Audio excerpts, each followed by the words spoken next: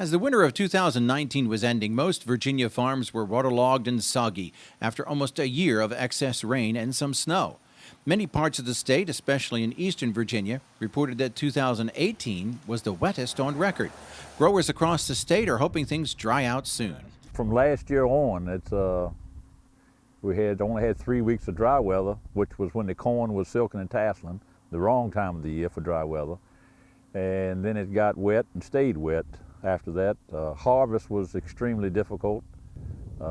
Some fields had to wait until in December to try to get because the water was standing on them.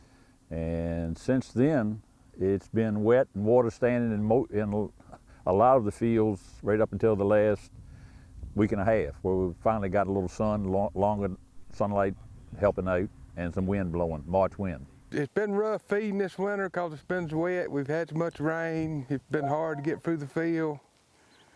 And then last year it was wet, growing season. It's hard to get the crops out.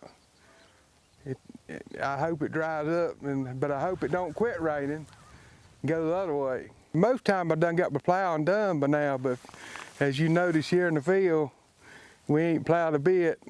Going into the middle of last March, there was still standing water in many fields on the eastern shore and pastures across the state. Potato planting on the shore was delayed by several weeks, and strawberry growers were looking at more disease problems because of wet conditions.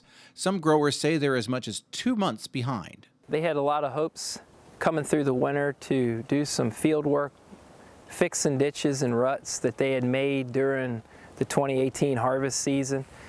With the soil moisture, they weren't able to do that.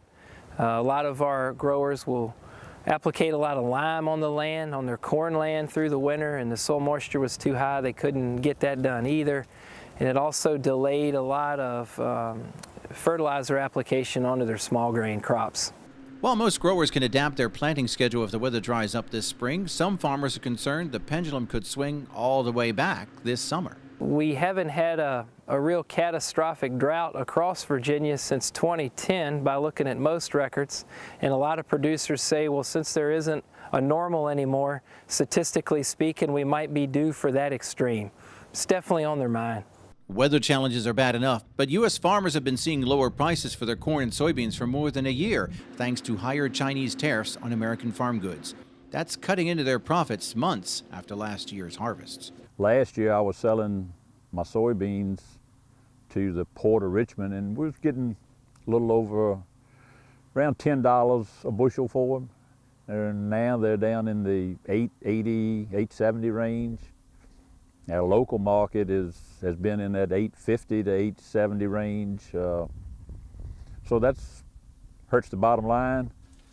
And corn-wise, we lost our ethanol plant in Hopewell. That was our major port for us to go to as far as marketing our crop. They paid a good basis. Now the best area to go to is up in the valley, Harrisonburg, that area, but that's a significant ways from here.